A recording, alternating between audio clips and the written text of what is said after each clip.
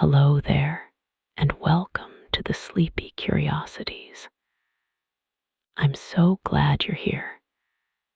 Maybe it's been a long day, or maybe you just like to fall asleep thinking about the quiet details of the solar system.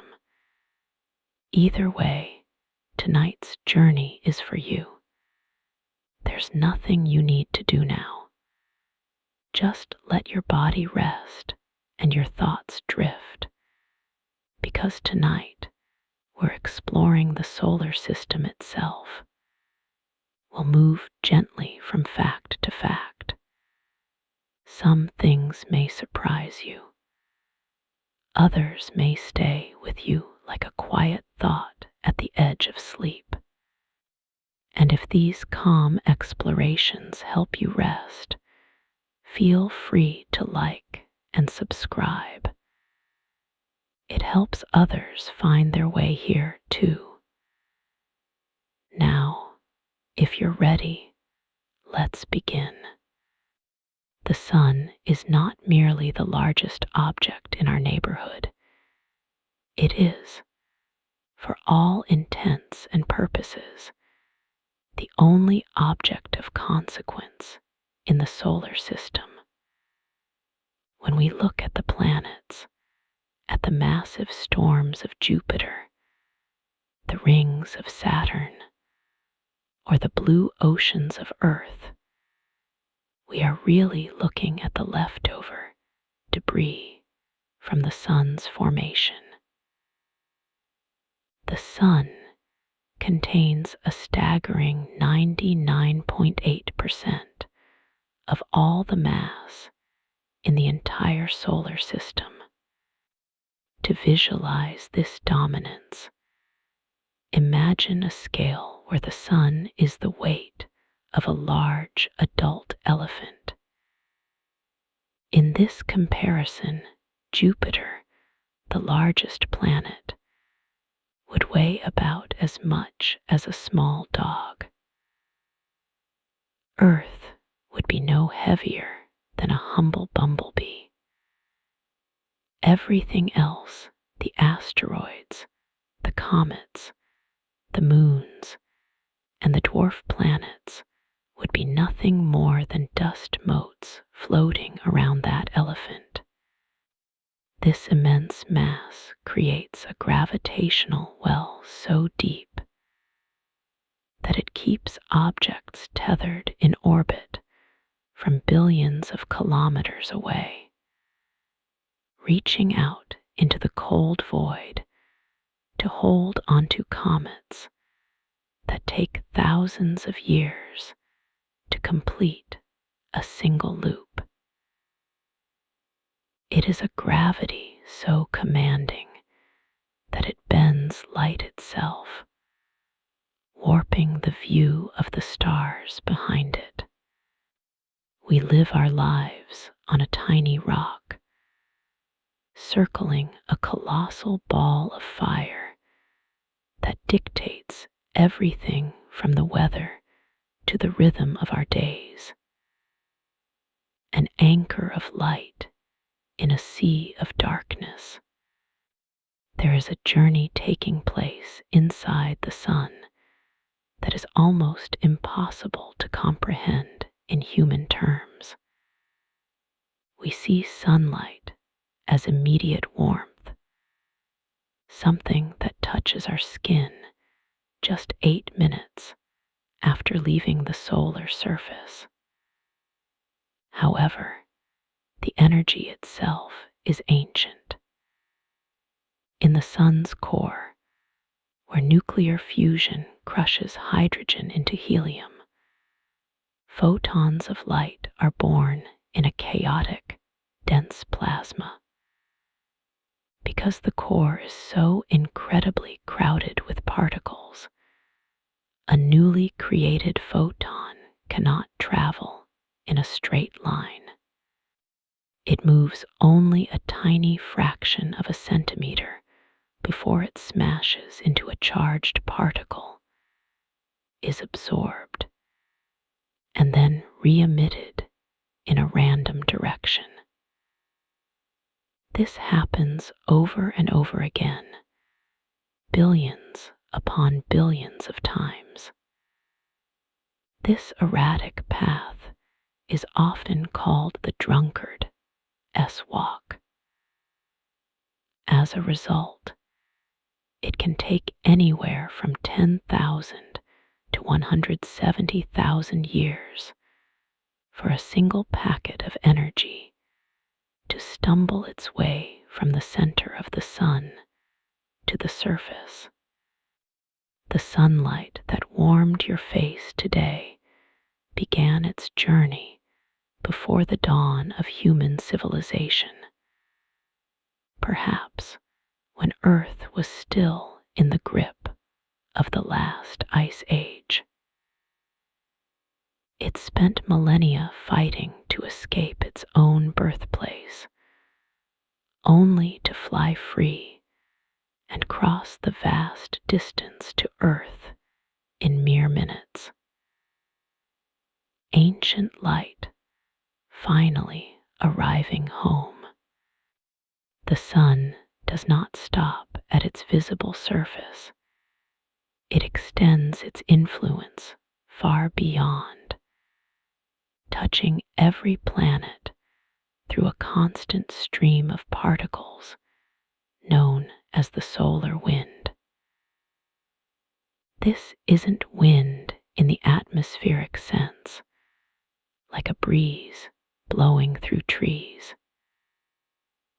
It is a relentless flow of charged particles, mostly protons and electrons, that boils off the sun's upper atmosphere at speeds of about 400 to 800 kilometers per second. The sun is effectively evaporating, losing about 1 million tons of matter every second into the void. This material rushes outward, inflating a giant bubble in interstellar space called the heliosphere, which acts as a shield protecting our solar system from high-energy cosmic rays coming from the rest of the galaxy. When this solar wind slams into Earth's magnetic field, it is funneled toward the poles, creating the auroras, the northern and southern lights. In a way, those shimmering curtains of green and violet light are the visible breath of the sun, interacting with the breath of the earth. We are constantly bathed in this outflow, sailing through the sun's outer atmosphere as we orbit, caught in a stellar breeze that never stops blowing. Like a slow, rhythmic heartbeat, the sun undergoes a cycle of magnetic activity that lasts approximately 11 years. This isn't a biological rhythm, but a magnetic one, driven by the churning of hot plasma deep inside the star. At the beginning of the cycle, the sun is relatively quiet, with few sunspots blemishing its surface. But as the years pass, the sun's magnetic field lines get twisted and tangled due to its rotation, eventually snapping and breaking through the surface. These breaches create sunspots, cool, dark patches that can be larger than Earth and unleash solar flares. This activity builds to a chaotic peak known as the solar maximum. Then, something remarkable happens. The sun's magnetic poles physically flip. The north magnetic pole becomes the south, and the south becomes the north.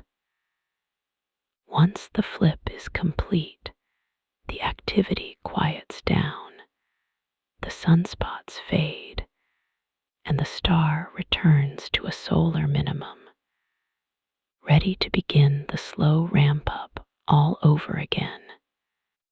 It is a colossal, silent reset button that has been pressed millions of times over the sun's history. Civilizations have risen and fallen within a single beat of this magnetic heart, unaware of the vast, twisting forces shifting silently above them. Because the sun is not a solid rock, but a giant ball of gas and plasma, it does not rotate together as one cohesive unit. It experiences something called differential rotation.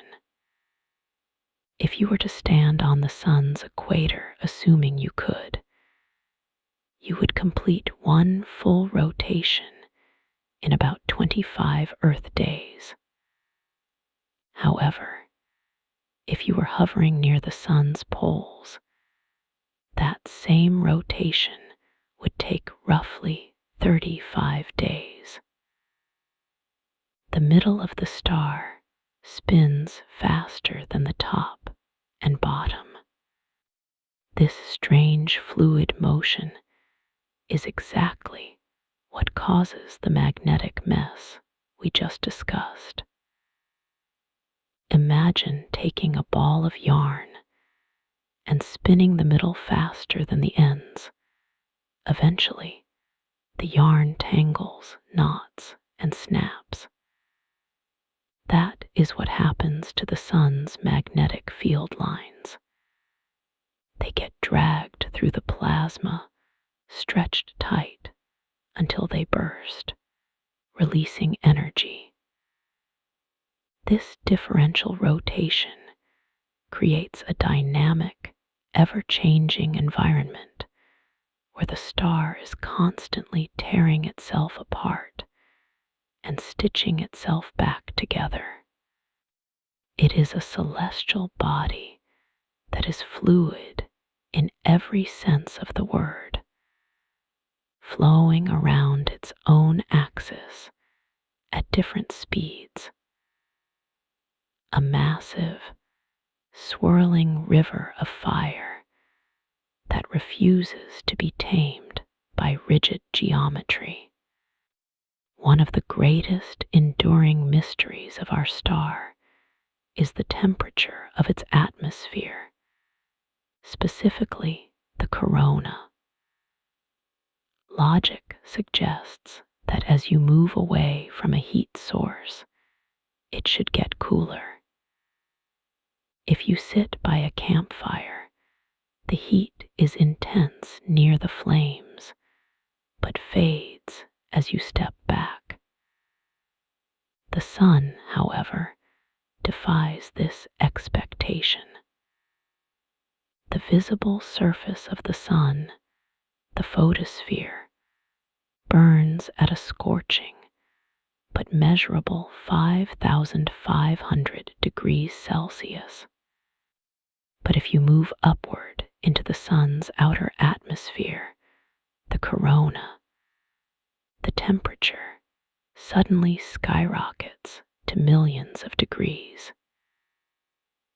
It is a halo of intense heat surrounding a cooler surface, which seems to violate the laws of thermodynamics. Scientists believe this heating is caused by magnetic reconnection, tiny, invisible explosions where magnetic field lines snap and reconnect, acting like millions of microscopic heating elements firing off all over the corona.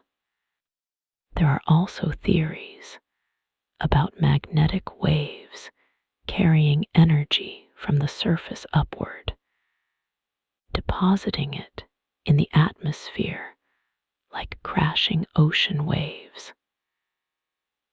It remains a beautiful paradox, a star that wears a crown of fire significantly hotter than the head it rests upon, glowing invisibly in X-rays, wrapping the solar system in a blanket of inexplicable heat. Space is a vacuum, which means sound cannot travel through it. There is no air to carry the pressure waves that our ears interpret as noise. But if space were filled with air, if sound could travel from the sun to the earth, the roar would be deafening. The sun is a churning cauldron of nuclear explosions and massive convective cells rising and falling like boiling water. Astronomers have calculated that the noise generated by the sun's surface is colossal. Even across the 93 million miles of space separating us, the sound arriving at Earth would be roughly 100 decibels. That is as loud as standing next to a jackhammer or a revving motorcycle. Everywhere, all the time, day and night. We would never know silence. We would live our lives shouting over the roar of our own star. The vacuum of space is not just a void, it is a mercy.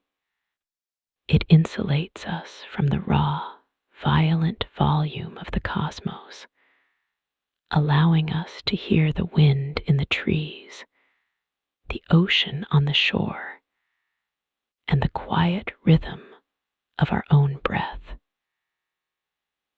The sun screams into the void, but the silence of space swallows it whole, leaving us with only its warm, silent light. Mercury is a small world with a shrinking problem.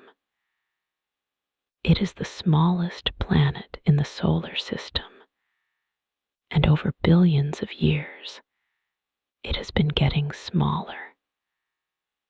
Mercury has a massive iron core that makes up about 85% of the planet's radius, a huge metallic heart inside a thin rocky shell. As this iron core slowly cools down over eons, it contracts and solidifies. Because the planet's outer crust is hard and brittle, it cannot simply shrink smoothly along with the interior. Instead, the crust buckles and breaks, creating massive cliffs called lobate scarps. These cliffs can be hundreds of kilometers long and over a kilometer high, cutting across craters and plains alike. Imagine the skin of a grape wrinkling as it turns into a raisin. That is essentially what is happening to Mercury, but on a planetary scale. Recent images suggest this process is still happening today, meaning Mercury is technically tectonically active. It is a world that is slowly crushing itself, folding inward as its ancient heat fades away into space. A slow, geological shriveling that has reduced the planet's diameter by roughly 14 kilometers since its birth. Because Mercury practically hugs the Sun, orbiting at an average distance of roughly 58 million kilometers, you might expect it to be uniformly hot. But Mercury has virtually no atmosphere to trap or distribute heat. This lack of a blanket leads to the most extreme temperature swings in the solar system. During the day, under the relentless glare of the nearby sun, temperatures on the equator can soar to a lead-melting 430 degrees Celsius. The rock bakes and cracks under the intensity, but the moment the sun sets, there is nothing to hold that warmth. The heat instantly radiates away into the vacuum, and the temperature plummets to minus 180 degrees Celsius. That is a swing of over 600 degrees every single day. If you were standing on Mercury's surface, you would freeze or burn depending entirely on whether you were in shadow or light. There is no twilight, no gentle cooling, just a brutal, instant transition from the heat of a furnace to the chill of deep space. It is a world of harsh binaries where fire and ice exist just a few hours apart, governed solely by the line of the horizon. Time behaves strangely on Mercury due to a unique gravitational dance called spin-orbit resonance.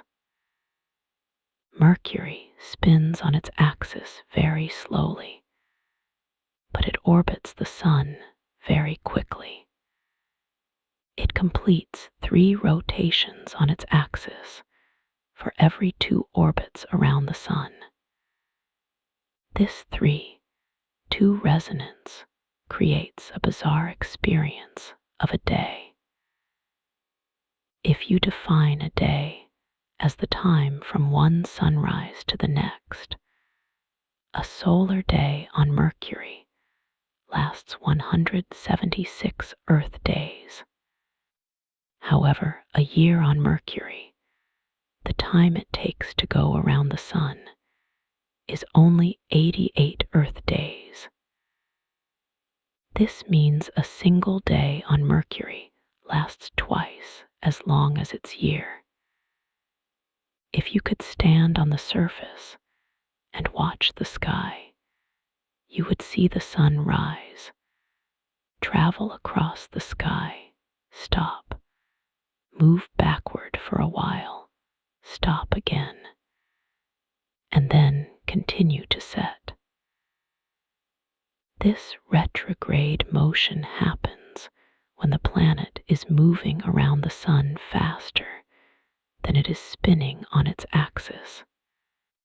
It is a dizzying, slow-motion ballet where the sun dominates not just the temperature, but the very flow of time, stretching a single morning out over months of Earth time. Moving outward to Venus, we find a planet that spins in the wrong direction. Every other planet in the solar system rotates counterclockwise when viewed from above the North Pole. Venus, however, spins clockwise. This means that on Venus, if you could see through the thick clouds, the sun would rise in the west and set in the east. This retrograde rotation is incredibly slow. Venus spins so lethargically that even a brisk walking pace on the equator would be enough to keep up with the sunset. Scientists aren't entirely sure why Venus spins backward. The leading theory is that in the chaotic early days of the solar system, a massive object, perhaps a planetesimal the size of Earth, slammed into Venus with such force that it knocked the planet upside down or reversed its spin entirely. Venus carries the scars of a violent past in its very motion, a planet spinning against the grain of the rest of the solar family, silently turning its back on the orbital norms of its neighbors. The atmosphere of Venus is a crushing, suffocating blanket that makes the planet one of the most hostile places we know of. The air is almost entirely carbon dioxide, creating a runaway greenhouse effect that traps heat with terrifying efficiency. But it is the weight of that air that is truly mind-bending. The atmospheric pressure at the surface of Venus is 90 times greater than that of Earth at sea level. Standing on the surface of Venus would feel the same as standing a kilometer deep underwater in Earth's oceans. The air is so dense that it is technically a supercritical fluid. It flows more like a liquid than a gas. You wouldn't just walk through the atmosphere, you would have to push through it. Unshielded spacecraft that have landed there were crushed within roughly an hour, crumpled like tin cans by the sheer weight of the sky. It is a world where the air itself is a heavy, pressing force, wrapping the planet in a thick, hot embrace that refuses to let go, turning the surface into a pressurized oven that never cools down, while the planet Venus spins with agonizing slowness, taking 243 Earth days to rotate once. Its atmosphere is in a frantic hurry. This phenomenon is known as superrotation. The upper clouds of Venus whip around the planet at speeds reaching 360 kilometers per hour. These hurricane-force winds can circle the entire planet in just 4 Earth days. That means the atmosphere is moving 60 times faster than the solid ground beneath it.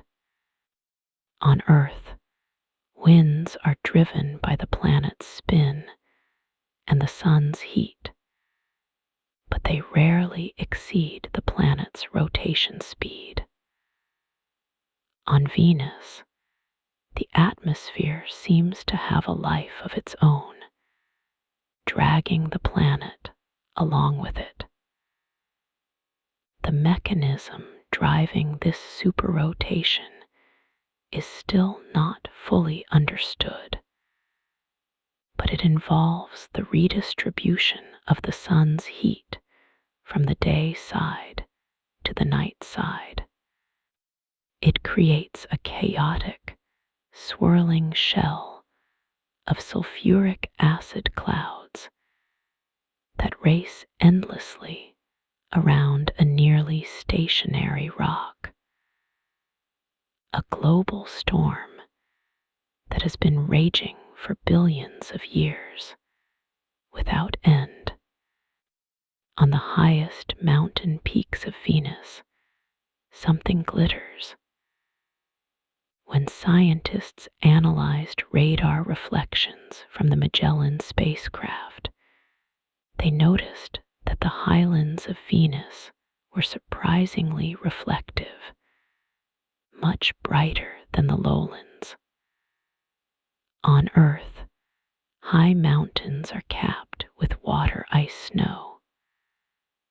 On Venus, where the surface temperature is 470 degrees Celsius, hot enough to melt lead, water is impossible. Yet, there is snow. Theories suggest that this reflective coating is made of heavy metallic compounds, likely lead sulfide and bismuth sulfide. In the lower lowlands, these metals exist as a gas or liquid.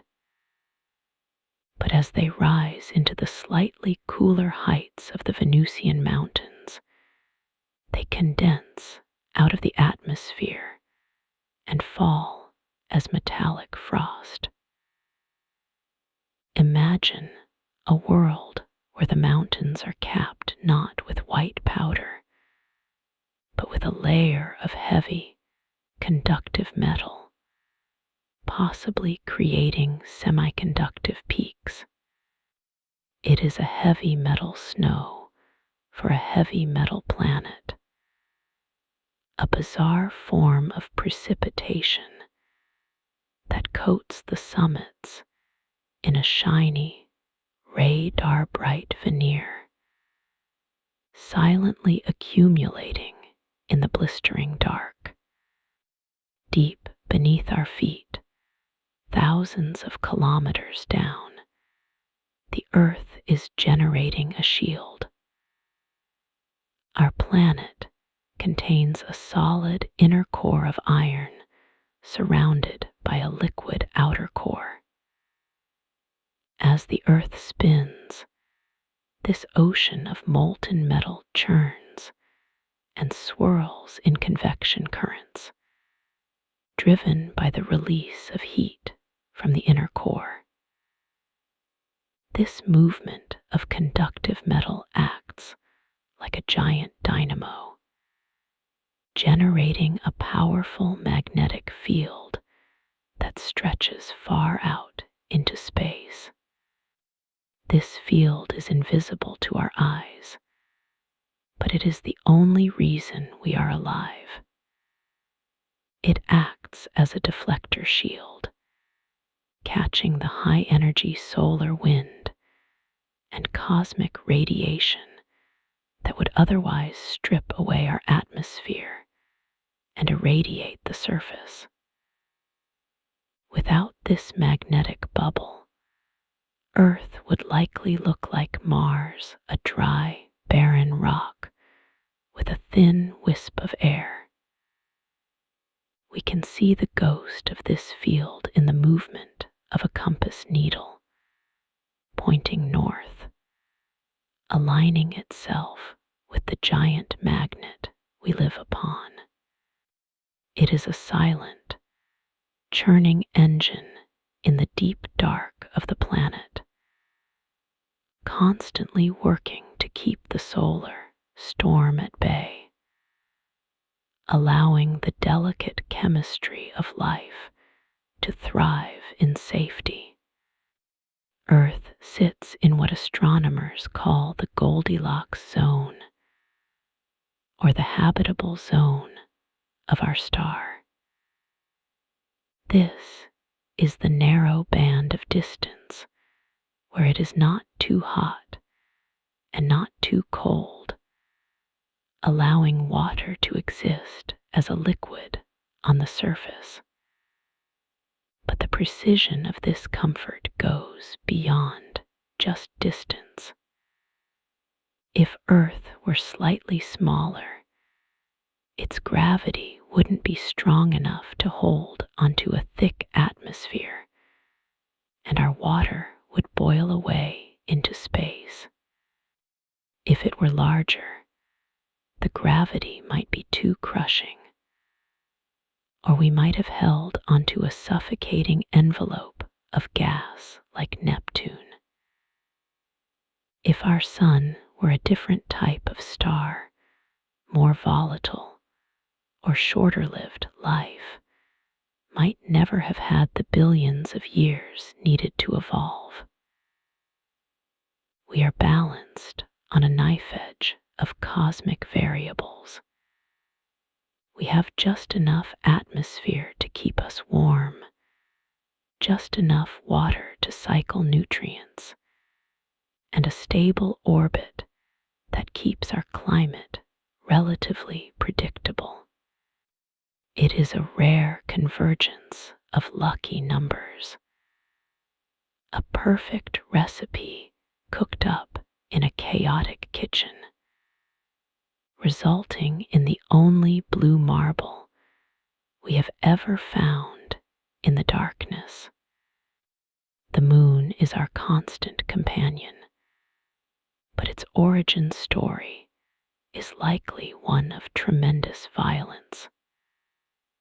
The leading theory, known as the giant impact hypothesis, suggests that roughly 4.5 billion years ago, a protoplanet the size of Mars, often named Theia, crashed into the young Earth.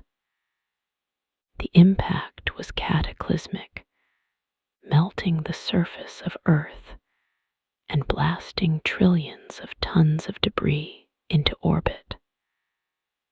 For a short time, Earth likely had a ring system similar to Saturn's, made of molten rock and dust. Over time, gravity gathered this debris together, clumping it into the sphere we now call the moon. This explains why the moon's composition is so similar to Earth's crust, but lacks the heavy iron core. It formed mostly from the outer layers of the collision. It means that when you look up at the moon, you are looking at a piece of Earth itself, ripped away in a fiery birth and reformed in the cold sky.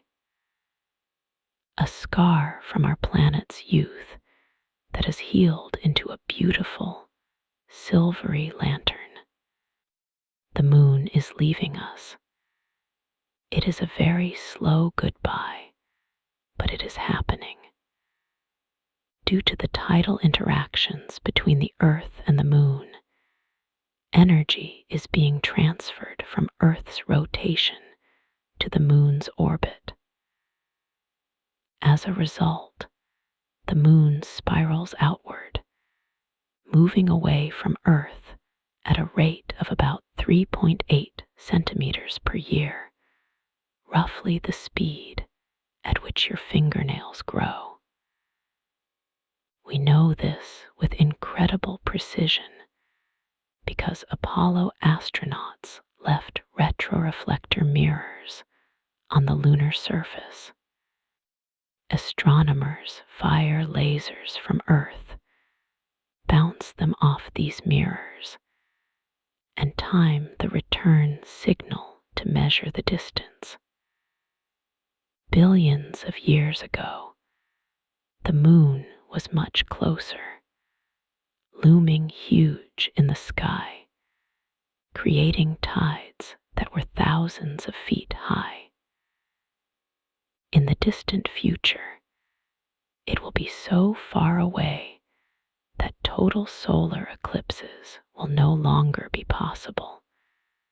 The moon will be too small in the sky to cover the sun. It is a drift measured in eras, a slow cosmic estrangement that quietly widens the gap between mother and child with every passing year. We only ever see one face of the moon. No matter when you look up, you see the same craters, the same dark seas of basalt, the same man in the moon. This phenomenon is called tidal locking. Long ago, the moon spun much faster. However, Earth's gravity pulled unevenly on the moon's rocky body, creating a bulge. This gravitational tug acted like a brake, slowly grinding the moon's rotation down until it matched the time it takes to orbit Earth perfectly. Now, the moon spins exactly once on its axis for every one trip it takes around us. It is a synchronous dance. There is no dark side of the moon in terms of sunlight. All sides get sunlight as it orbits. But there is a far side that is forever turned away from human eyes. We didn't see the cratered, rugged terrain of the far side until the Soviet probe Luna 3 sent back grainy photos in 1959. Until then, half of our closest neighbor was a complete mystery, hidden by the perfect synchronization of gravity and time. Just as the moon moves away, the Earth is slowing down. The same tidal friction that pushes the moon outward acts as a drag on Earth's rotation. The ocean tides, bulging toward the moon, scrape against the ocean floor and slam into coastlines, dissipating energy. This friction acts like a brake pad on a spinning wheel. Consequently, Earth's days are getting longer by about 1.7 milliseconds every century. This sounds negligible, but it adds up over geologic time. When the dinosaurs walked the Earth, a day was only about 23 hours long. Go back to the very beginning of the planet, and a day might have been only 4 or 6 hours.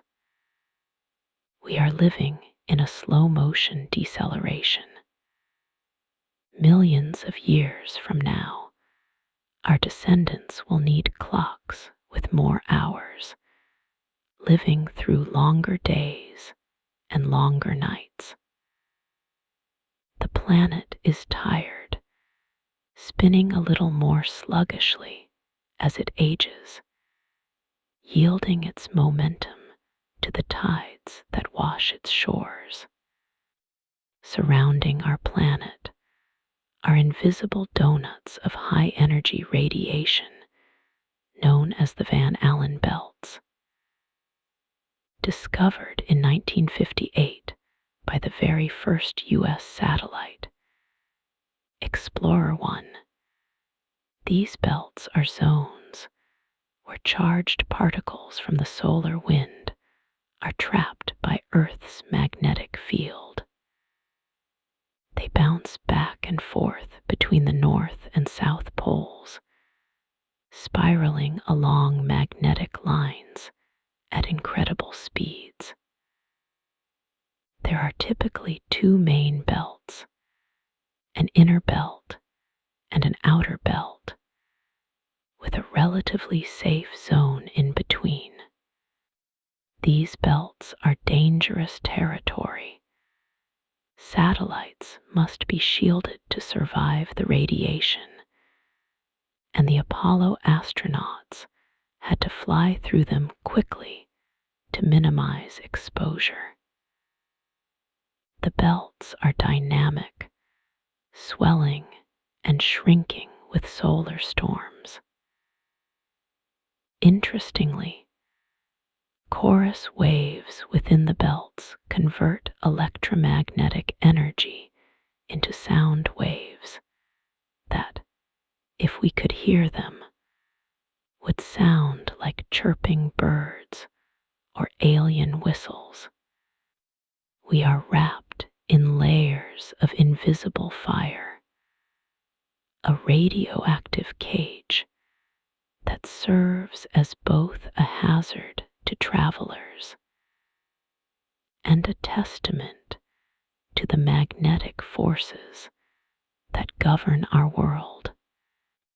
Mars is a planet of superlatives, home to landscapes that defy our earthly sense of scale.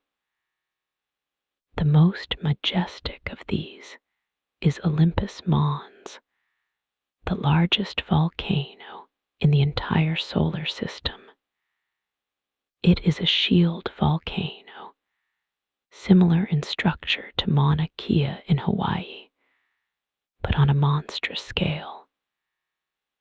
Olympus Mons stands about 21 kilometers, high roughly 2.5 times the height of Mount Everest.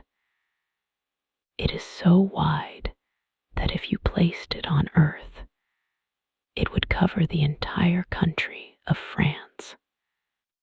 The volcano grew so large because Mars lacks tectonic plates. On Earth, the crust moves over the magma hotspots, creating a chain of smaller volcanoes. On Mars, the crust stayed still, allowing lava to pile up in the same spot for millions of years, layer upon layer, building a monument to the planet's fiery past. The slope is so gradual that if you were climbing it, you might not even realize you were on a mountain until you reached the caldera at the summit and looked down into the abyss.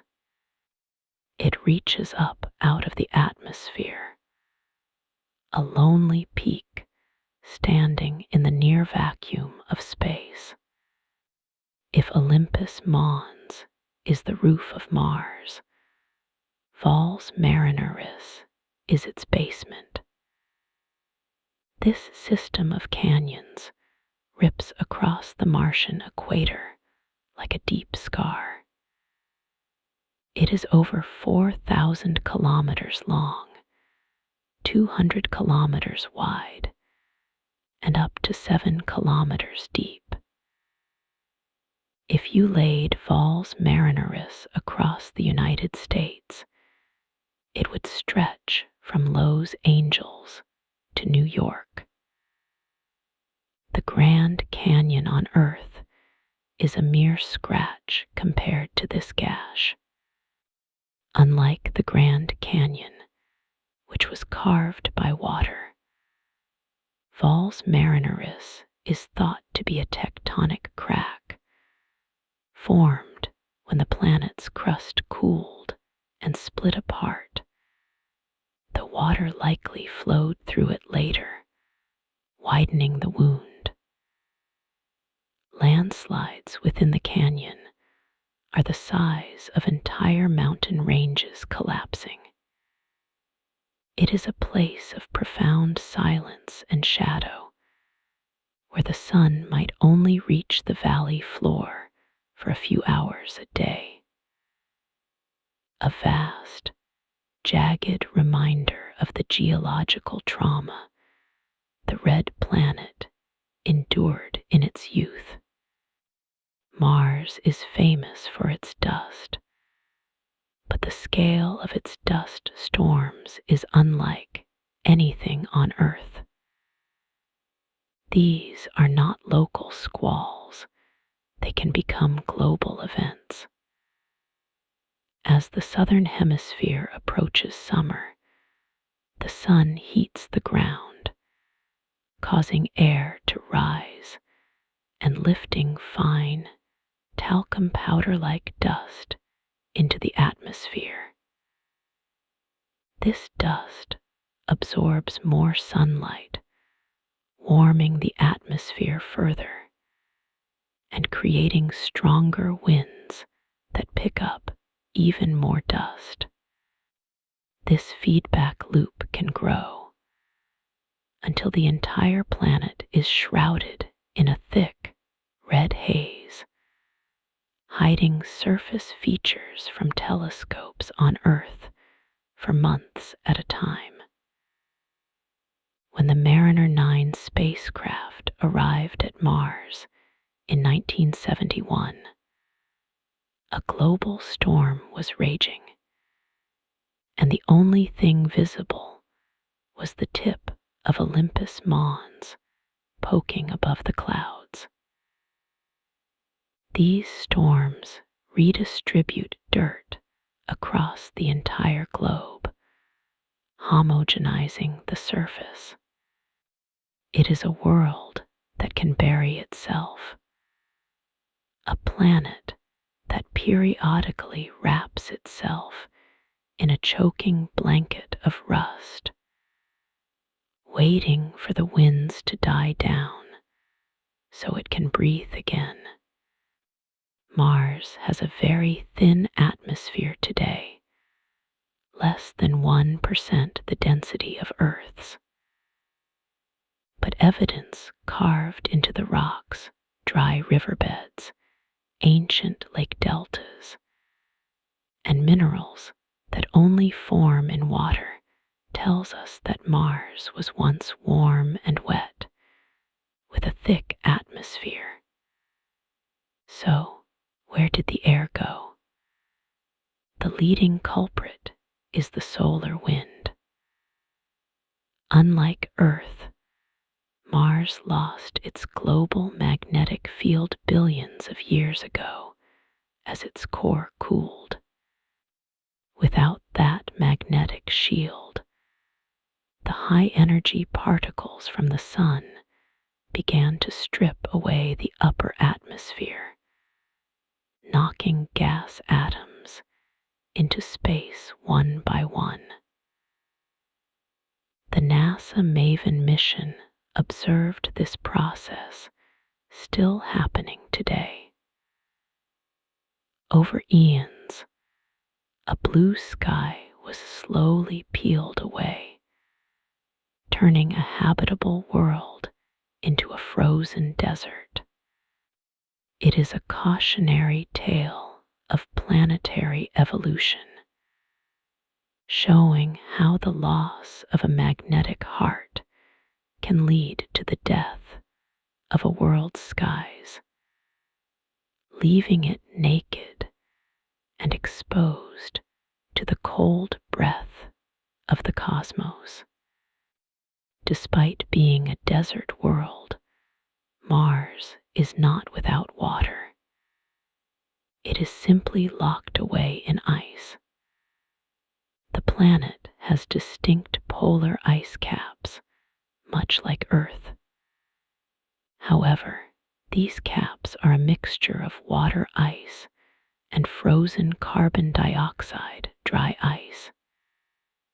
In the winter, the poles plunge into darkness and get so cold that the atmosphere itself freezes out, depositing layers of dry ice snow.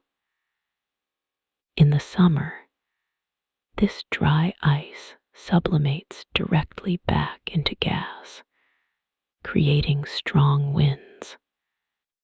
Radar scans have revealed that the North Polar Cap alone contains enough water ice to cover the entire planet in an ocean 11 meters deep if it were melted. There are also vast glaciers buried under dust in the mid-latitudes, hidden from view. Mars is holding onto its water like a miser, keeping it frozen in the vaults of the poles and the subsurface waiting for a warmth that hasn't arrived in billions of years. It is a frozen reservoir, a dormant hydrosphere waiting in the red dirt. Sunsets on Earth are famously red, orange, and pink. But on Mars, the sunset is blue. This reversal of color palette is due to the fine dust suspended in the Martian atmosphere. On Earth, our thick atmosphere scatters blue light, making the sky blue, and lets red light pass through at sunset. On Mars, the dust particles are the perfect size to allow blue light to penetrate the atmosphere slightly better than red light when the sun is near the horizon. The result is a sky that is often pinkish red during the day, but transitions to a cool, eerie blue halo around the sun as it dips below the rim of the world. The Curiosity rover has sent back images of these twilight moments, a tiny, pale sun sinking into a cold, blue haze.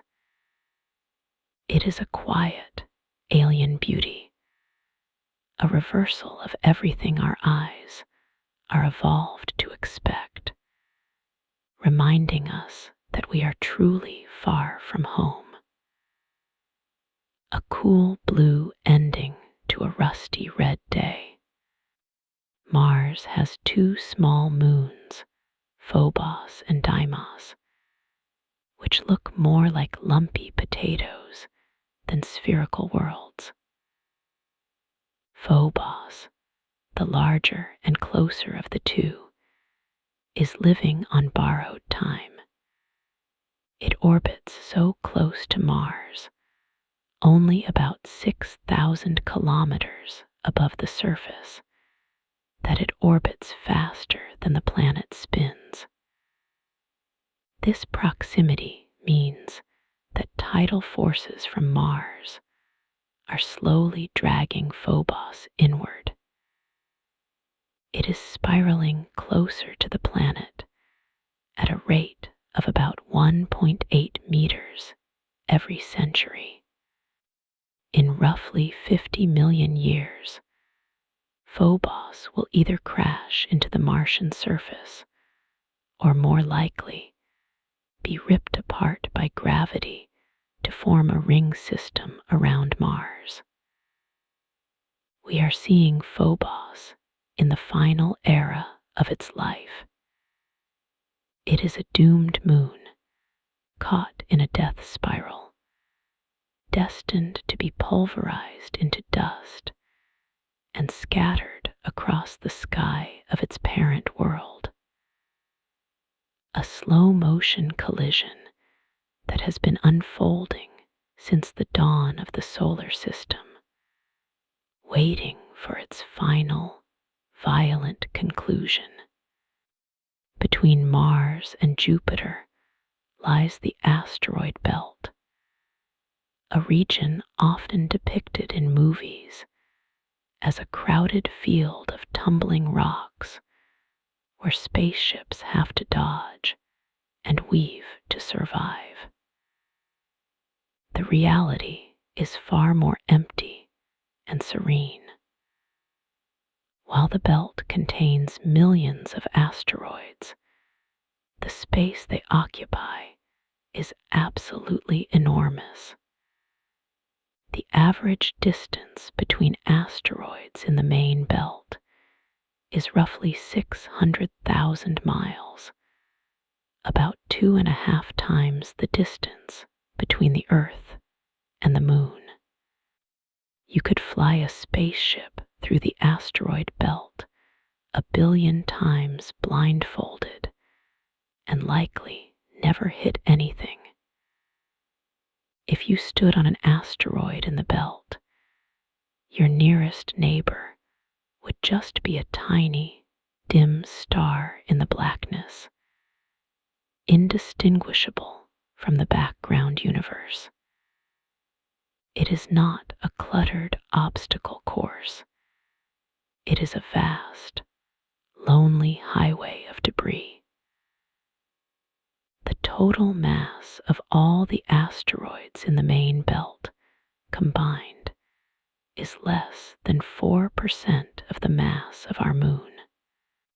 It is a collection of crumbs, scattered so thinly that the silence between them is the dominant feature. The queen of this lonely realm is Ceres. Ceres is so large compared to its neighbors that it is classified as a dwarf planet, the only one located in the inner solar system. It comprises about a third of the total mass of the entire asteroid belt. Unlike the lumpy, potato-shaped asteroids surrounding it, Ceres had enough gravity to pull itself into a sphere. It is a dark, mysterious world with a diameter of about 940 kilometers. The Dawn spacecraft revealed that Ceres is an active, wet world. It has bright spots in its craters, deposits of sodium carbonate left behind by salty water sublimating into space. Scientists suspect that Ceres may hide a slushy ocean of brine beneath its icy crust. It is a bridge between the rocky inner planets and the icy moons of the outer system, a mini planet that never quite grew up, holding secrets of water and salt in the middle of a rocky wasteland. The second massive resident of the belt is Vesta, a protoplanet that offers a glimpse into the violent history of the region. Vesta is unique because it is essentially a baby planet that was frozen in time. It differentiated, meaning it separated into a crust, mantle, and core, just like Earth. But what defines Vesta is a wound. At its south pole lies a crater named Resilvia, which is so colossal it is nearly 90% of the diameter of Vesta itself. The impact that created it was so powerful it nearly shattered the world. In the center of this crater stands a mountain peak that rises 22 kilometers high, taller than Olympus Mons on Mars relative to its base. The debris blasted from this impact was thrown across the solar system. In fact, about 1 out of every 20 meteorites we find on Earth originated from this single collision on Vesta billions of years ago. We have pieces of this battered world sitting in our museums, travelers that crossed the void to tell us of the impact. We often wonder why a planet didn't form in this gap between Mars and Jupiter. The answer lies in the immense gravity of Jupiter itself. As the early solar system was forming, dust and rock tried to clump together in this region. However, every time these clumps grew, Jupiter's gravity would tug on them, speeding them up and causing them to smash into each other destructively rather than merging gently. This gravitational influence creates Kirkwood gaps in the belt, specific orbital lanes that are almost completely empty. These are zones where the orbital period of an asteroid would be in resonance with Jupiter, for example, orbiting exactly 3 times for every one Jupiter orbit. The accumulated gravitational kicks from Jupiter in these zones fling any asteroid out of the lane, clearing the path. The architecture of the belt is sculpted by the invisible hand of the King of Planets, keeping the debris organized in a chaotic but stable dance, preventing a new world from ever being born. Among the rocky and icy bodies, there is an oddity named 16 Psyche. While most asteroids are made of rock or ice, Psyche appears to be made largely of exposed nickel iron metal. Astronomers believe Psyche is the exposed core of a failed planet. Imagine a world as large as Mars that formed early in the solar system, only to be battered by hit-and-run collisions that stripped away its entire rocky crust and mantle, leaving only the metallic heart naked to space. It is a unique window into the center of a planet, a place we can never visit on Earth. While space mining companies dream of the trillions of dollars of metal it contains, to science, it is priceless for a different reason. It is a chance to see what lies beneath our own feet, a metallic soul floating in the silence. Not all asteroids are confined to the main belt. Jupiter has captured 2 massive swarms of asteroids known as the Trojans. These bodies share Jupiter's orbit around the Sun, clustered in 2 stable regions called Lagrange points, one group marching 60 degrees ahead of the planet, and the other trailing 60 degrees behind.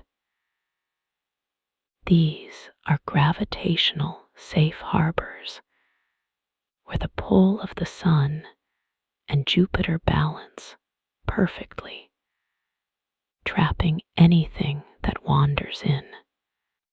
There are likely as many Trojan asteroids as there are in the main belt, yet they are harder to see because of their distance.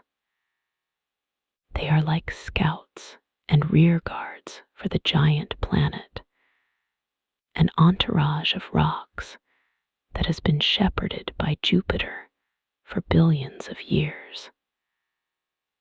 Some of them are dark and reddish, resembling comets, suggesting they might have been captured from the far outer reaches of the solar system. They are the camp followers of the planetary king, locked in an eternal parade. The asteroid belt is effectively the solar system's museum. The planets have changed, Earth melted and resurfaced, Venus baked, Mars rusted, but the asteroids are pristine time capsules. They are the unaltered building blocks from the very birth of the sun, 4.6 billion years ago.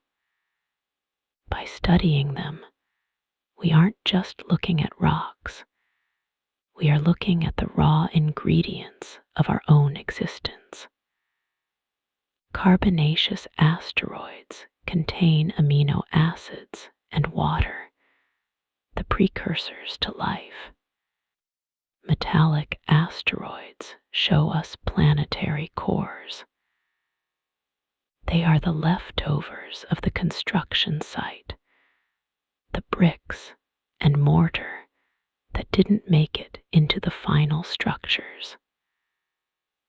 Drifting in the dark, spinning silently, they hold the chemical memory of the nebula that birthed us all.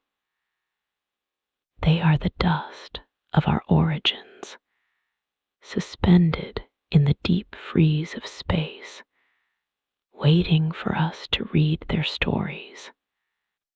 Jupiter is the undisputed king of the solar system, a planet so massive that it challenges our ability to comprehend scale. To understand its dominance, we must look at the mass of everything else orbiting the sun. If you took Mercury, Venus, Earth, Mars, the asteroid belt, Saturn, Uranus, and Neptune, and combined them into a single ball, Jupiter would still be 2.5 times more massive than that combined superplanet. It acts as a kind of gravitational shepherd for the entire system, its influence shaping the orbits of asteroids and protecting the inner planets from potential collisions. For billions of years, Jupiter has sat as a silent, heavy guardian in the outer dark, a failed star that never quite ignited, but reigns supreme nonetheless. Upon this massive canvas swirls the great red spot, a storm that has watched over the solar system for centuries. This anticyclonic storm is large enough to swallow Earth whole, though it has been shrinking in recent decades. It has raged since at least the early 1800s, and possibly for much longer, a persistent eye staring back at us from the gas giant's southern hemisphere. The winds at the edge of this storm scream at speeds exceeding 400 kilometers per hour, trapping the high-pressure center in a chaotic embrace. Unlike storms on Earth, which lose energy over land, the great red spot has no solid ground to slow it down, allowing it to churn endlessly, a crimson monument to the violence of fluid dynamics on a planetary scale. Deep beneath these cloud tops lies one of the universe's strangest substances, metallic hydrogen. As you descend through Jupiter's atmosphere, the pressure mounts until hydrogen gas is squeezed so tightly that it transforms into a liquid metal. In this state, hydrogen conducts electricity just like a copper wire. It is this vast, churning ocean of metallic hydrogen spinning deep within the planet that generates Jupiter's immensely powerful magnetic field. It is a state of matter we struggle to create in laboratories on Earth, yet it makes up the bulk of Jupiter's interior, a hidden metallic sea shrouded in gas. Despite its immense size, Jupiter is the fastest spinning planet in our solar system. A day on Jupiter lasts only about 10 hours. This rapid rotation causes the planet to bulge visibly at the equator and flatten at the poles, giving it a distinct squat shape. The speed of this spin drags the atmosphere into the distinct bands and zones we see through telescopes, whipping clouds into stripes of ammonia and water ice.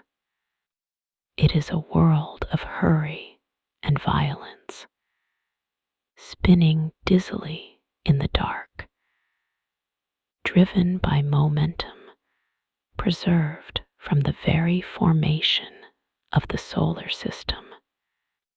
This rapid rotation and the metallic ocean within create a magnetosphere of terrifying proportions. If you could see Jupiter's magnetic field with the naked eye from Earth, it would appear larger than the full moon in our night sky, despite being hundreds of millions of kilometers further away. This magnetic bubble is the largest continuous structure in the solar system, extending millions of kilometers toward the sun and stretching all the way to Saturn's orbit on the far side. It traps high-energy particles, creating radiation belts so intense they would fry a human traveler instantly. A silent, invisible fortress of energy surrounding the giant. While Saturn is famous for its rings, Jupiter possesses a ring system of its own, though it is ghostly and faint. Composed mostly of dark dust rather than reflective ice, these rings were not discovered until the Voyager 1 spacecraft flew past in 1979. The dust comes from micrometeoroids striking Jupiter's small inner moons, kicking up debris that settles into a delicate, dark orbit. They are temporary structures in cosmic time, constantly replenishing themselves. A subtle halo that most eyes will never see, existing quietly in the shadow of the giant. Perhaps most fascinating is that Jupiter radiates more heat than it receives from the sun. It is effectively a heat engine, still slowly cooling from its violent formation 4.5 billion years ago. As the planet contracts under its own gravity, it generates internal warmth, making the interior thousands of degrees hotter than the cloud tops. This internal furnace drives the turbulent weather we see on the surface, powering the storms and bands from below rather than just from solar energy above. It is a world that glows in the infrared, a warm ember in the cold distance of space. Among Jupiter's massive retinue of moons, Io stands out as a world of fire and brimstone. It is the most volcanically active body in the solar system, its surface pockmarked with hundreds of erupting vents. This geological violence is not caused by internal radiation, but by gravity. Io is caught in a gravitational tug-of-war between massive Jupiter and the other large moons, Europa and Ganymede. This constant pulling stretches and squeezes Io's solid rock, crust by up to 100 meters every few days, generating immense frictional heat inside the moon. It is a world constantly turning itself inside out, painting its surface in vivid yellows and oranges of sulfur, a hellscape driven by the cold mechanics of orbit. In stark contrast to Io's fire is the icy silence of Europa. This moon is covered in a shell of water ice that is likely kilometers thick, cracked, and scarred by the tides of Jupiter. But beneath this frozen crust lies what scientists believe is a global ocean of liquid water, containing twice as much water as all of Earth's oceans combined. The gravitational energy that melts Io's rock likely keeps Europa's ocean liquid, creating a dark, warm, salty abyss that has existed for billions of years. It is one of the most promising places to look for life, a hidden sanctuary protected from the radiation of space by a shield of ice. Then there is Ganymede, a moon so large it is bigger than the planet Mercury. It is the only moon in the solar system known to possess its own magnetic field, likely generated by a molten iron core. This magnetic bubble creates tiny auroras around the moon's poles, dancing lights in the shadow of Jupiter. Ganymede is a world of two terrains, ancient, dark regions scarred by craters, and younger, lighter regions grooved by tectonic activity. It is a moon that feels almost like a planet in its own right, a complex world caught in the gravity of a giant. Callisto, the outermost of the main moons, tells a different story. It is the most heavily cratered object in the solar system, a record keeper of cosmic violence. Its surface is ancient and dark, showing no signs of tectonic resurfacing or volcanic activity. Every impact that has hit Callisto for 4 billion years is still there, a frozen scar. It is a geologically dead world, a silent witness to the bombardment of the early solar system, preserving the history of the past in its battered ice and rock. The sheer number of moons orbiting Jupiter is staggering, with the count currently exceeding 90. These range from the massive Galilean moons down to tiny, irregular rocks only a kilometer wide.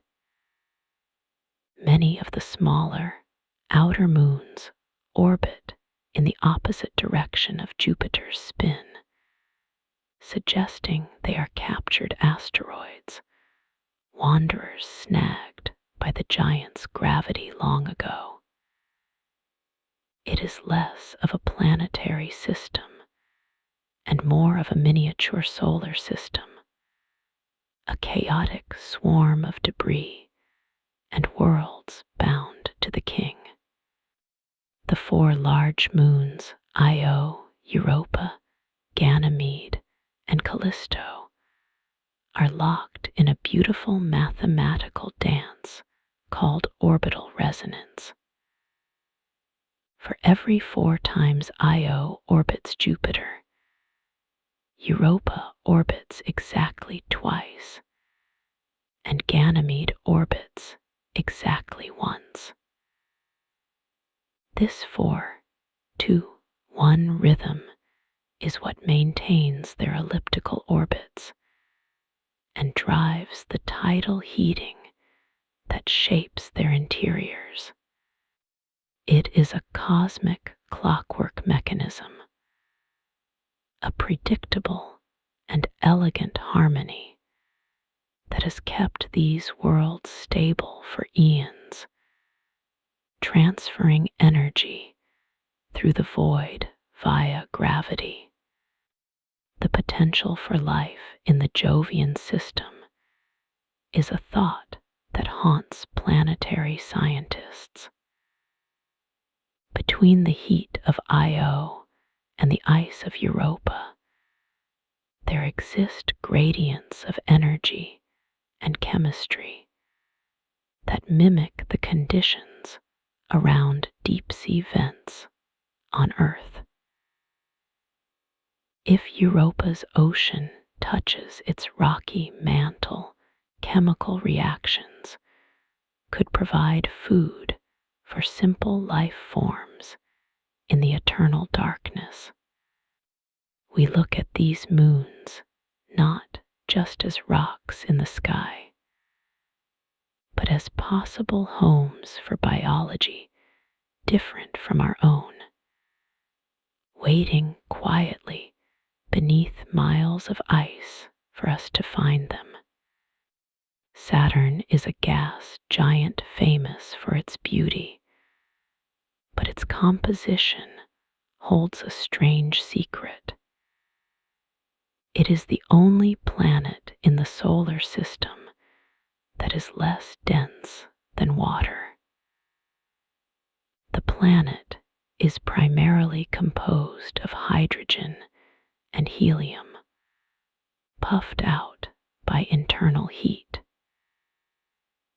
If you could build a bathtub large enough to hold it, Saturn would float.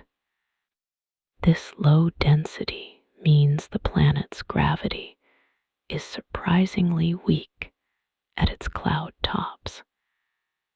Despite being 95 times more massive than Earth, if you could stand on Saturn's surface, you would feel only slightly heavier than you do on Earth.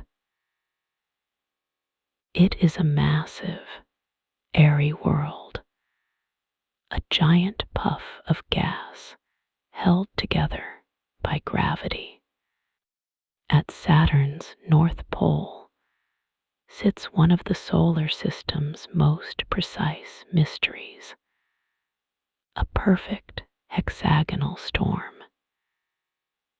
Each side of the hexagon is roughly larger than the Earth, and the structure has persisted for decades. The jet stream creating this six-sided shape moves at roughly 320 kilometers per hour, turning sharply at angles that seem impossible in nature. Inside this geometric frame, winds rage and storms swirl, but the hexagon itself remains locked in place, rotating with the planet. It is a stunning example of fluid dynamics creating order out of chaos, a piece of geometry drawn on the top of a world. Because of its rapid rotation and low density, Saturn is the flattest planet in the solar system. It spins so fast, a day is only about 10.5 hours, that the equator bulges outward significantly, making the planet an oblate spheroid. The distance from the center to the equator is almost 6,000 kilometers longer than the distance from the center to the poles. Through a telescope, this squat shape is visible, making Saturn look like a slightly squashed ball, a testament to the centrifugal forces stretching this gaseous world. The winds on Saturn are ferocious, far faster than those on Jupiter. Near the equator, wind speeds can reach 1,800 kilometers per hour. These supersonic winds are powered by the immense heat rising from the planet's interior. Unlike Earth, where winds are driven by solar heating, Saturn's weather is driven by deep convection currents. The clouds whip around the planet in smooth, golden bands, hiding the violent turbulence beneath a veneer of calm beige and gold. Like Jupiter, Saturn radiates roughly twice as much heat as it receives from the sun. But Saturn is smaller and should have cooled off by now.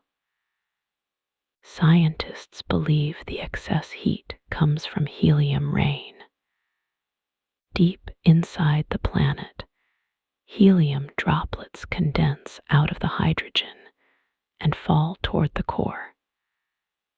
As they fall, they release gravitational potential energy as heat, keeping the planet warm. It is a world that is slowly separating its elements, raining liquid metal deep in the dark to keep its fires burning. Saturn's appearance changes slowly with its long seasons. Because the planet is tilted on its axis like Earth, it experiences seasons that last over 7 years each. As the seasons change, the color of the hemispheres shifts.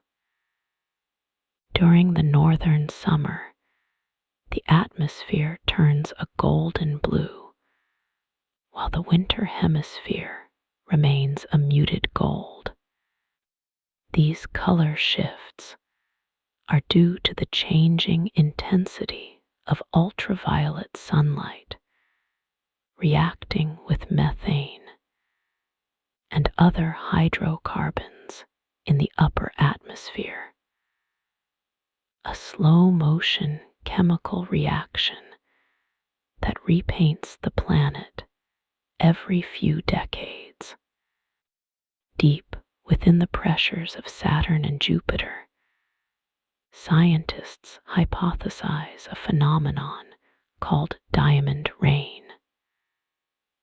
The immense pressure and heat could crush methane molecules, stripping away the hydrogen and squeezing the carbon until it turns into diamond soot, and eventually solid diamond chunks. These diamonds would fall like hail through the atmosphere, eventually melting into a liquid sea of carbon near the core. It is a dazzling thought. Skies raining gems in the crushing depths where no light ever reaches.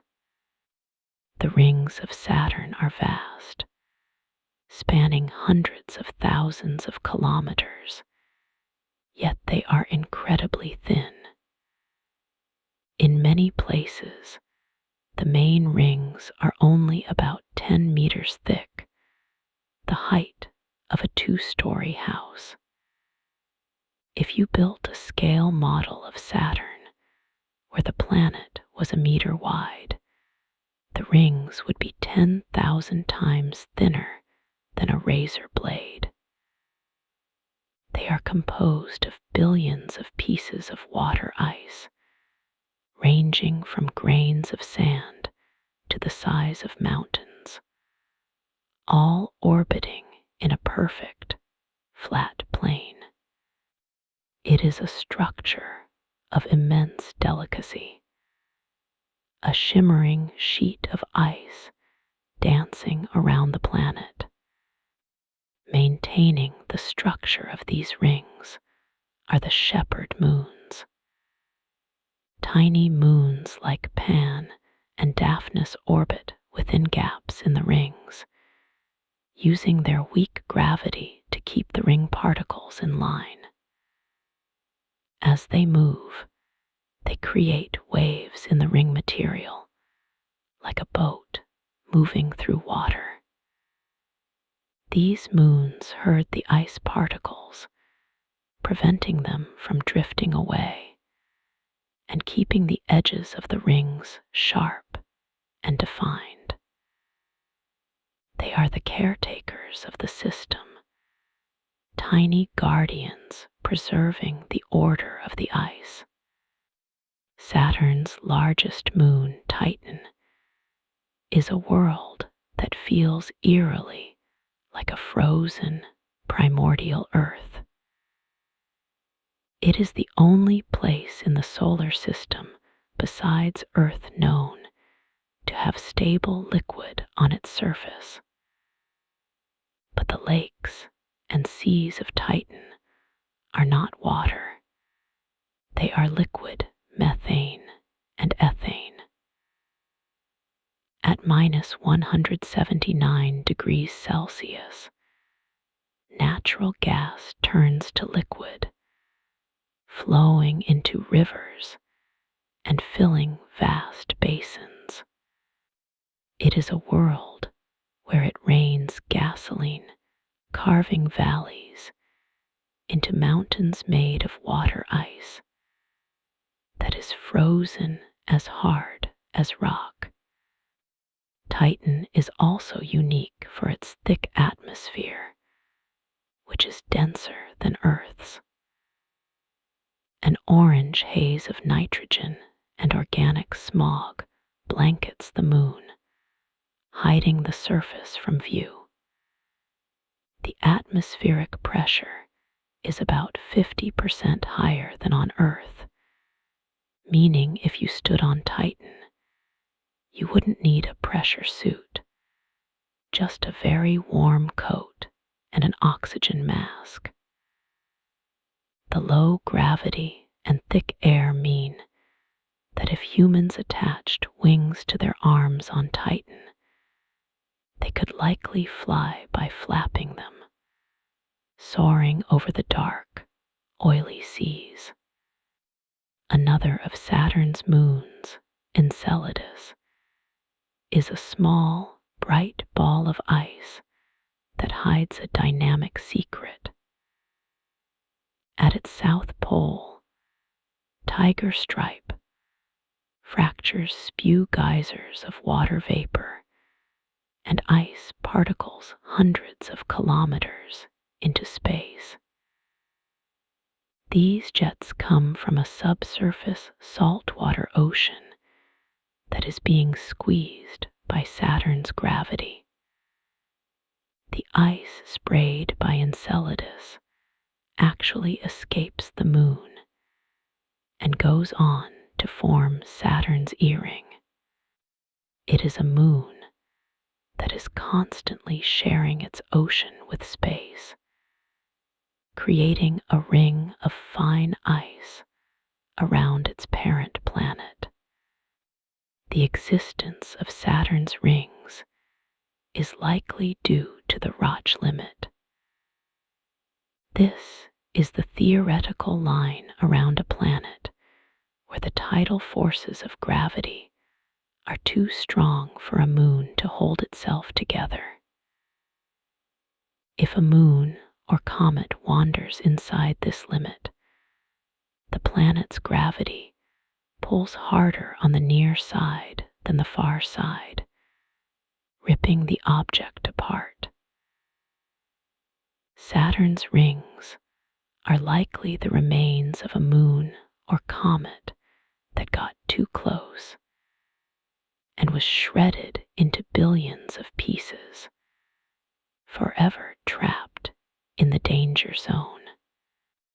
The moon Iapetus presents a striking puzzle. It is two-toned. One hemisphere is as bright as snow, while the other is as dark as charcoal. This contrast is likely caused by the moon sweeping up dark dust from another moon, Phoebe, as it orbits.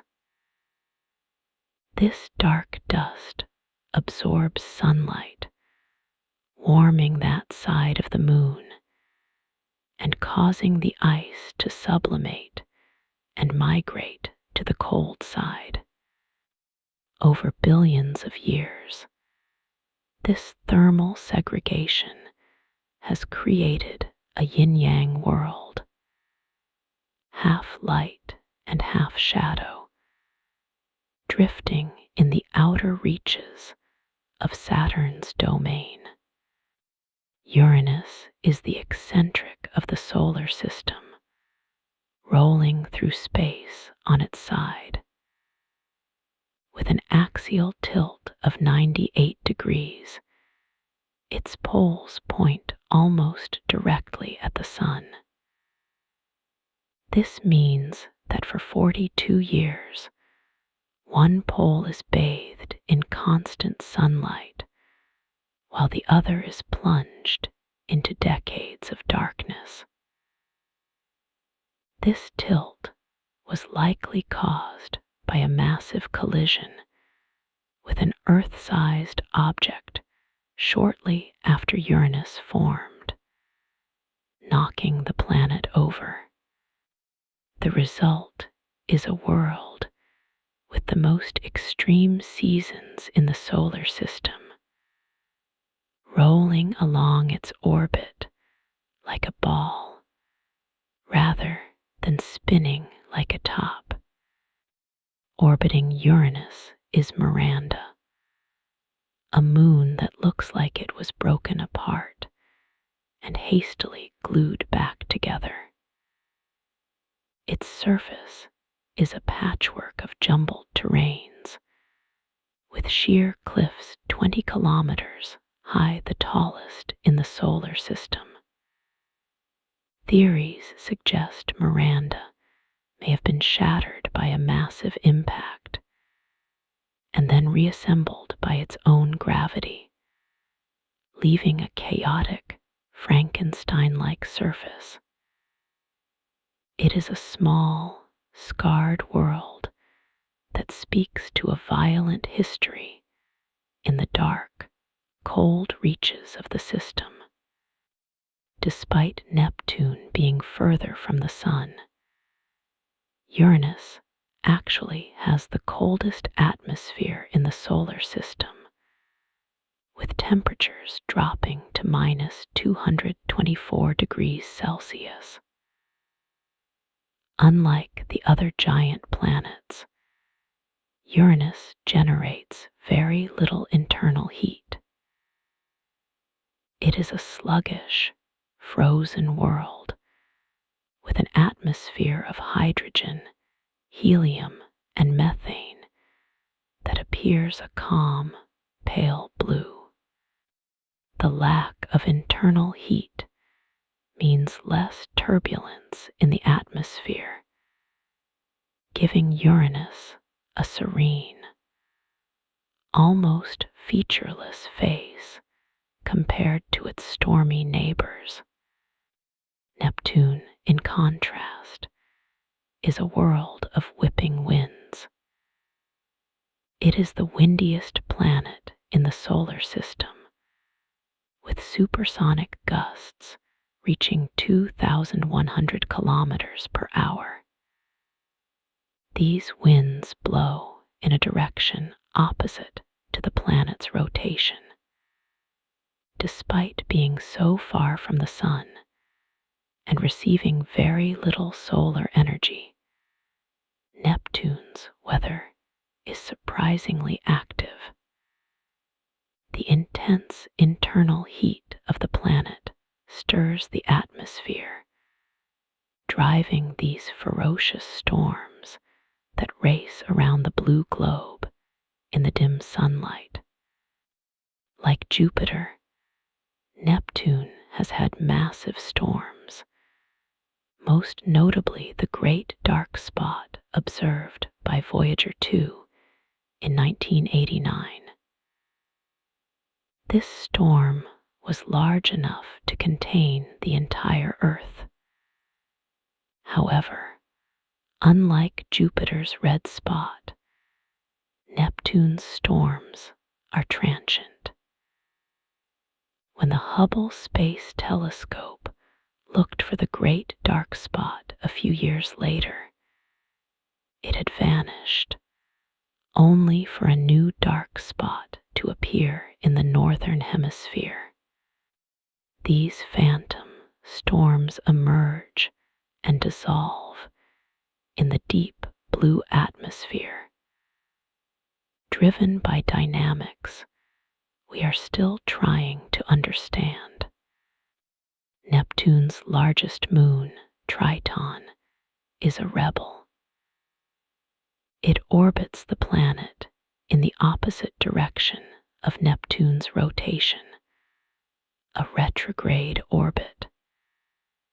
This suggests that Triton did not form with Neptune, but was a dwarf planet from the Kuiper Belt that got captured by Neptune's gravity. It is slowly spiraling inward toward the planet. In a few billion years, Triton will cross the Roche limit and be torn apart by Neptune's gravity, likely forming a spectacular new ring system that will rival Saturn's. Deep inside both Uranus and Neptune, scientists believe there is a layer of superionic water. Under the immense pressures and temperatures near the core, water molecules break apart, with oxygen forming a crystal lattice and hydrogen protons flowing through it like a liquid.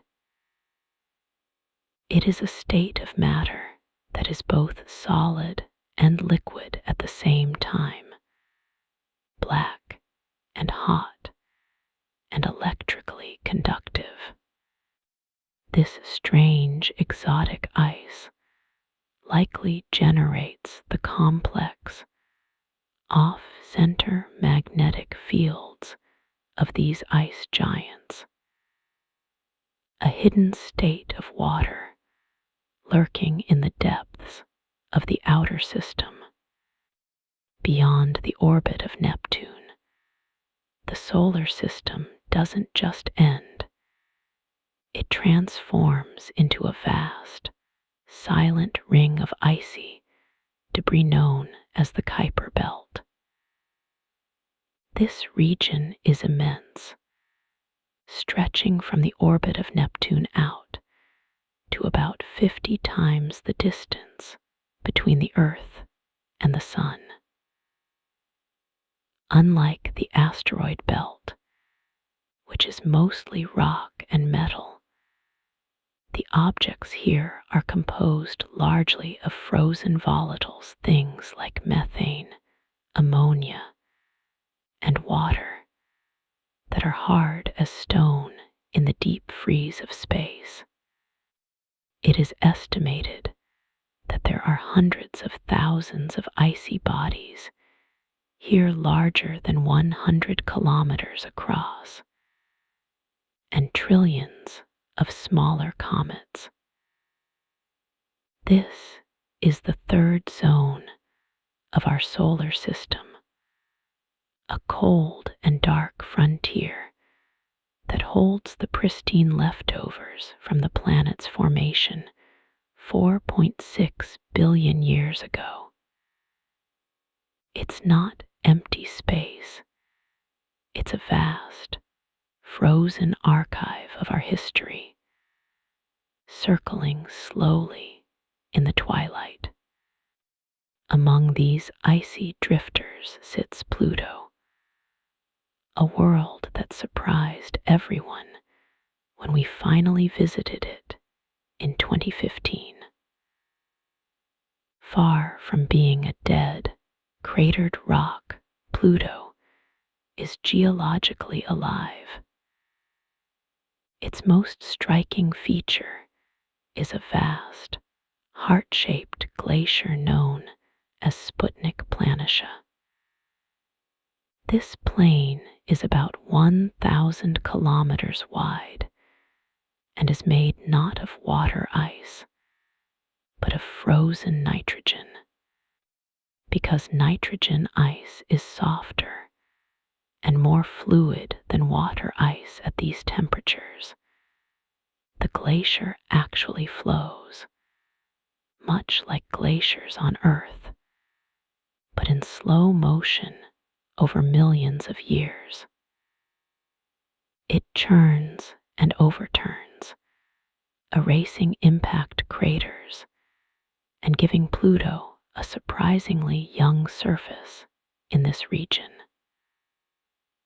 Underneath this moving ice, scientists suspect there may be a slushy ocean of water, kept liquid by the heat of radioactive decay deep in Pluto's core. A beating heart on a frozen world, driving a geology we are still trying to understand. Further out in this cold expanse lies a strange, egg-shaped world named Haumea. This dwarf planet spins so rapidly that it has been stretched into an ellipsoid, looking somewhat like a deflated football. Haumea completes a full rotation in just under 4 hours, making it one of the fastest spinning large objects in the solar system.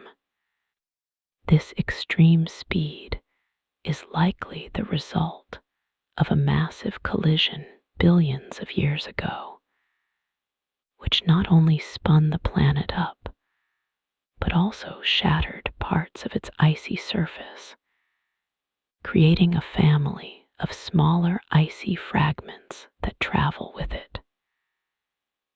The collision was so violent that it stripped away much of Haumea's surface ice, leaving it with a rocky density higher than its neighbors. It spins there in the dark, a dizzying, elongated world tumbling end over end through the silence. Far beyond the Kuiper Belt lies a theoretical shell of icy objects that defines the true edge of our solar system, the Oort cloud. While we have never directly seen it, the mathematics of long-period comets tell us it must be there. This sphere of icy debris is almost unimaginably huge, starting roughly 2,000 times farther from the Sun than Earth is, and extending perhaps halfway to the next nearest star, Proxima Centauri. If the distance from Earth to the Sun were 1 inch, the Oort cloud would extend for nearly a mile. The objects out here are loosely bound to the Sun's gravity, drifting so slowly that a single orbit can take millions of years. They are the true ghosts of the solar system, susceptible to the gentle gravitational nudges of passing stars or the Milky Way itself, which occasionally knock them inward to become the comets we see in our night sky. When one of these icy travelers falls toward the inner solar system, it undergoes a beautiful transformation. As a comet approaches the Sun, it heats up, and its ice begins to turn directly into gas, a process called sublimation. This creates the coma, a glowing atmosphere around the nucleus, and 2 distinct tails. You may have noticed that comets often look like they have 2 streaks behind them. One is the dust tail, made of tiny particles released as the ice melts. This tail reflects sunlight and appears white or yellow, curving gently along the comet's path. The other is the ion tail, made of electrically charged gas molecules. This tail always points directly away from the Sun, pushed by the solar wind, and it glows with a faint, spectral blue light. These 2 tails can stretch for millions of kilometers, a temporary painting of light and dust drawn across the heavens. Occasionally, we receive visitors that don't belong to our solar system at all. In 2017, astronomers detected an object named Oumuamua, a Hawaiian term meaning a messenger from afar arriving first. Unlike the comets and asteroids we know, Oumuamua was moving too fast to be captured by the Sun's gravity. It was just passing through. It had a strange, highly elongated shape, like a cigar or a pancake, tumbling as it flew. It displayed no tail, yet it accelerated slightly as it left, suggesting some internal outgassing was pushing it. It was a piece of debris from another star system entirely, cast out billions of years ago to wander the galaxy until it briefly intersected our path. It reminds us that our solar system is not a closed box, but a small island in a vast, interconnected ocean of stars, where pieces of other worlds occasionally drift by our shores. We often think of the planets orbiting the center of the sun, but the physics is a little more like a dance between partners. Every planet exerts a gravitational pull on the sun, just as the sun pulls on the planet. They actually orbit a common center of mass called the barycenter. For most planets, this point is deep inside the sun because the sun is so massive. But Jupiter is a giant.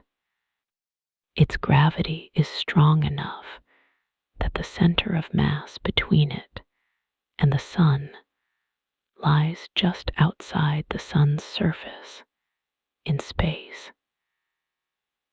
This means the sun doesn't sit perfectly still in the middle of the solar system. It wobbles. It orbits a point in empty space, tugged by its largest child. If you were an alien astronomer looking at our star from light years away, you wouldn't see the planets directly, but you might see the sun swaying back and forth, a subtle signal that it is not alone. The orbits we see today seem stable and clockwork, but the early solar system was a chaotic, violent place. One of the leading theories of our history is called the Grand Tack hypothesis. It suggests that Jupiter formed much closer to the sun than it is now, and then began to migrate inward, plowing through the early solar system like a snowplow, clearing out material and potentially destroying a first generation of rocky planets. Then, captured by a gravitational resonance with Saturn, Jupiter tacked like a sailboat, reversing course and migrating outward to its current position. This wandering journey likely shaped the asteroid belt and cleared the mass that might have made Mars larger. It suggests that the layout of our home was determined by the wandering path of a giant, settling only after millions of years of gravitational turbulence.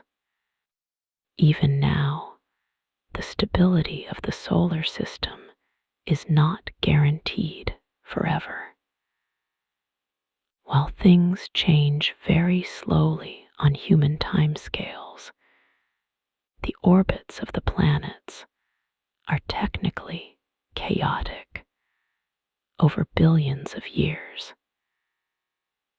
This doesn't mean they are random, but that tiny interactions between the planets build up over vast stretches of time.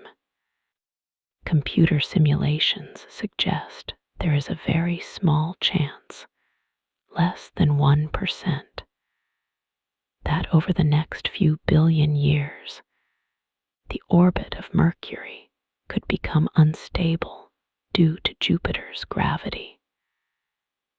It could be pulled into an elliptical path that might cause it to collide with Venus or the Sun, or be ejected from the system entirely. It is a slow, silent clockwork that is constantly adjusting itself, a reminder that gravity is a patient sculptor, and nothing in the universe is truly static. The sun does more than just light our days. It inflates a massive bubble in space that defines the boundaries of our home. This bubble is called the heliosphere. It is created by the solar wind, a constant stream of charged particles blowing outward from the sun in all directions at 1,000,000 miles per hour. This wind rushes out past Pluto, past the Kuiper Belt, until it eventually runs out of steam as it pushes against the interstellar medium, the gas and dust that fills the space between the stars. The edge where the solar wind slows down and piles up is called the termination shock. Inside this bubble, we are shielded from the majority of high-energy cosmic rays speeding through the galaxy. We live inside a cocoon of solar atmosphere, a protected pocket of space carved out by the steady breath of our star. Navigating the outer reaches of this bubble is Voyager 1, the most distant human-made object in existence. Launched in 1977, it has been traveling for over 45 years and has crossed the boundary into interstellar space. It is now over 15 billion miles away from Earth. At that distance, the sun is just a bright point of light, no longer a warming disk. The radio signal from Voyager, traveling at the speed of light, takes more than 22 hours to reach us. It is flying through a darkness so complete and a silence so profound that it is hard to comprehend. Its instruments tell us that the plasma outside our solar system is denser and colder than what is inside. It is a lonely ambassador drifting forever outward, the first creation of humanity to leave the harbor and sail the open ocean of the galaxy. Bolted to the side of Voyager is a message intended for that open ocean, the golden record.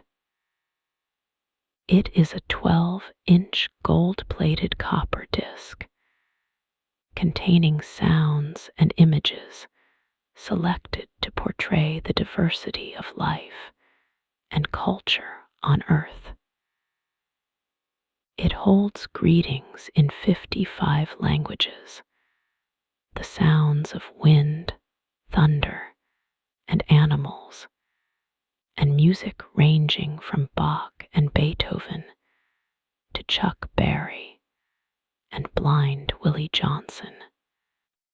There are also images encoded in analog form, showing diagrams of human anatomy, maps of our solar system, and pictures of daily life. The record is designed to last for 1 billion years, far longer than the pyramids, or perhaps even humanity itself. It is a bottle thrown into the cosmic sea, carrying the memory of who we were, how we felt, and the music we made on this blue world, just in case someone somewhere is listening. The story of our solar system began about 4.6 billion years ago, not with a bang, but with a collapse. A giant cloud of molecular gas and dust, likely light years across, became unstable, perhaps triggered by the shockwave of a nearby supernova. Gravity took hold, and the cloud began to fall inward. As it shrank, it began to spin, flattening into a disk like pizza dough thrown in the air. In the center, pressure and heat mounted until hydrogen atoms began to fuse into helium, igniting the sun. In the surrounding disk, dust grains clumped into pebbles, pebbles into boulders, and boulders into planetesimals. It was a messy, violent construction site that eventually swept itself clean, leaving behind the neat, ordered system of planets we inhabit today. We are the leftovers of a star's birth, the dust that settled into a stable rhythm. Looking to the future, our solar system is destined for a slow, transformative end. The sun is gradually getting brighter and hotter as it burns through its fuel, about 10% brighter every billion years. But the true finale will begin in about 5 billion years. When the hydrogen in the core runs out, the sun will lose its internal balance and swell into a red giant. It will expand to consume the orbits of Mercury and Venus, and possibly Earth. The blue sky, the oceans, and the mountains we know will be returned to the furnace. It is not a tragedy, but a natural cycle of stellar evolution. The material that makes up our bodies and our world was forged in the hearts of dying stars before the sun. And eventually, this matter will be returned to the galaxy to form something new. After the red giant phase, the sun will shed its outer layers, puffing them gently into space to form a beautiful planetary nebula, a glowing shell of ionized gas that will shine for a few thousand years. What remains at the center will be a white dwarf, a superdense crystal of carbon and oxygen, roughly the size of Earth, but with half the mass of the sun. It will no longer generate energy through fusion. It will simply shine with residual heat, like a dying coal in a campfire. The remaining giant planets Jupiter, Saturn, Uranus, Neptune will likely continue to orbit this dim, white ember. They will circle in the cold dark for trillions of years, a quiet, ghostly solar system persisting long after the light has faded. A peaceful, eternal twilight at the end of the story. We've explored the solar system through many details tonight. Knowledge builds on itself across centuries. Some things we've discovered recently, others we've known for thousands of years, and some mysteries remain unsolved, waiting quietly for someone to piece them together. And now, as we reach the end of this journey, wherever you are and whatever time it is, I hope these thoughts have given you something gentle to rest with. May your sleep be deep